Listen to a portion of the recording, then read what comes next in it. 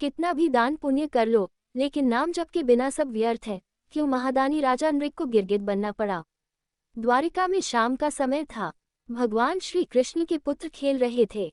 खेल खेल में उन्हें प्यास लगी और वे पानी की खोज में एक कुएं के पास पहुंचे। वहां उन्होंने देखा कि एक गिरगिट कुएं में पड़ा हुआ है। उन्होंने उसे निकालने की कोशिश की। उन्होंने सूत और चमड़े की रस्सियों का उपयोग किया, लेकिन वह गिरगिट बाहर नहीं आ सका। जब वे असफल हो गए तो ये बात भगवान द्वारिकाधीश तक पहुंचाई गई। भगवान श्री कृष्ण स्वयं वहां पहुंचे। उन्होंने बिना किसी कठिनाई के बाएं हाथ से उस गिरगिट को खींचकर बाहर निकाल दिया। जैसे ही गिरगिट भगवान के स्पर्श में आया, एक आश्चर्यजनक घटना घटी। गिरगिट से एक तेजस्वी महापुरुष प्रकट हुए। भगवान, जो कि त्रिकालदर्शी हैं और सब कुछ जानते हैं, ने फिर भी उनसे पूछा, हे देव पुरुष, आप कौन हैं और आपको ये स्थिति कैसे प्राप्त हुई? आप गिरगिट क्यों बने? कृपया अपना परिचय दीजिए। राजा नृग की कहानी। उस महापुरुष ने उत्तर दिया, प्रभु, मैं राजा नृग हूँ। मैं एक चक्रवर्ती सम्राट था और प्रसिद्ध दानी था। आपने मेरे नाम के बारे में अवश्य सुना होगा। मैं आपको अपनी कहानी सुनाता हूँ। राजा नृग ने बताया, प्रभु, मैंने अपनी युवावस्था से ही अनेक दान किए। मैंने असंख्य गायों का दान किया और वे सभी गायें दुधारू, सुंदर और सुसज्जित थीं। मैंने न्यायपूर्वक अर्जित धन से इन गायों को प्राप्त किया और उनके सींगों में सोना तथा खुरों में चांदी लगवाए।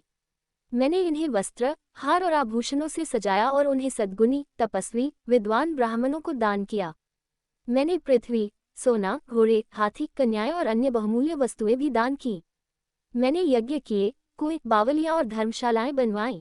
लेकिन एक छोटी सी चूक ने मेरी पूरी दानशीलता पर पानी फेर दिया। राजा नृग की एक छोटी चूक का बड़ा परिणाम।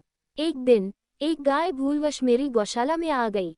वह गाय उस तपस्वी ब्राह्मण की थी जो दान नहीं लेता था, लेकिन मेरी गौशाला के कर्मचारियों ने उसे मेरी गाय समझ लिया और उसे किसी और को दान में दे दिया। जब वह गाय दान में दी गई तो जिस ब्राह्मण को वह गाय मिली, वह आनंदित होकर उसे ले जा रहा था। उसी समय उस तपस्वी ब्राह्मण ने अपनी गाय को पहचान लिया और दावा किया कि वह गाय उसकी है।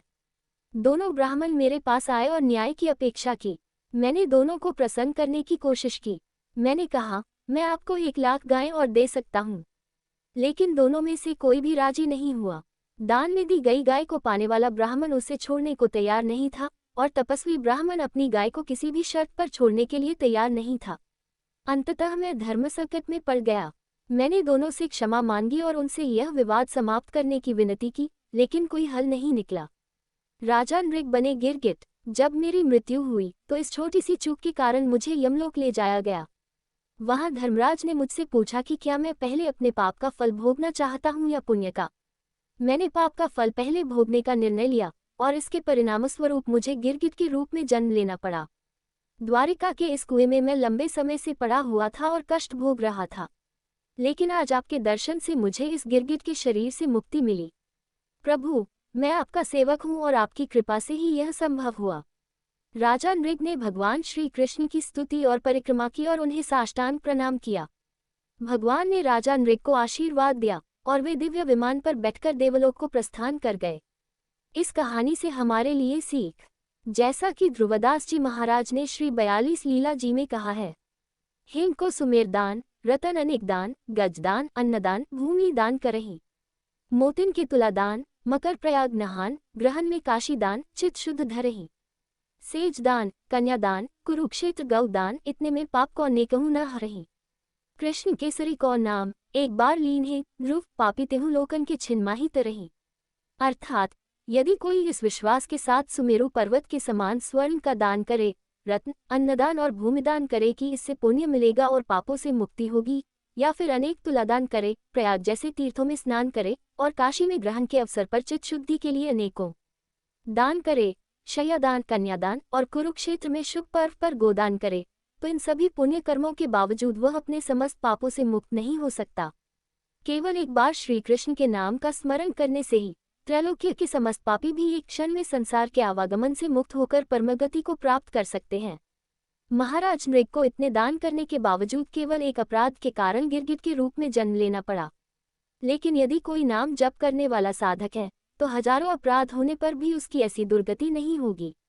यदि उसे पुनर्जन्म लेना भी पड़ा तो वह एक अच्छे परिवार में जन्म लेगा और बहुत शीघ्र भगवत प्राप्ति कर लेगा। भगवान का नाम अत्यंत शक्तिशाली है, इसलिए अधिक से अधिक नाम जपने का प्रयास करें। अर्थात यदि कोई इस विश्वास के साथ सुमेरु पर्वत के समान स्वर्ण का दान करे, रत्न, अन्नदान और भूमिदान करे कि इससे पुण्य मिलेगा और पापों से मुक्ति होगी, या फिर अनेक तुलादान करे, प्रयाग जैसे तीर्थों में स्नान करे और काशी में ग्रहण के अवसर पर चित्त शुद्धि के लिए अनेकों दान करे, शयादान, कन्यादान और कुरुक्षेत्र में शुभ पर्व पर गोदान करे, तो इन सभी पुण्य कर्मों के बावजूद वह अपने समस्त पापों से मुक्त नहीं हो सकता। केवल एक बार श्री कृष्ण के नाम का स्मरण करने से ही त्रैलोक्य के समस्त पापी भी एक क्षण में संसार के आवागमन से मुक्त होकर परमगति को प्राप्त कर सकते हैं। महाराज नृग को इतने दान करने के बावजूद केवल एक अपराध के कारण गिरगिट के रूप में जन्म लेना पड़ा। लेकिन यदि कोई नाम जप करने वाला साधक है तो हजारों अपराध होने पर भी उसकी ऐसी दुर्गति नहीं होगी।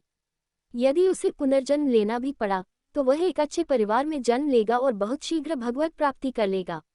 भगवान का नाम अत्यंत शक्तिशाली है, इसलिए अधिक से अधिक नाम जपने का प्रयास करें।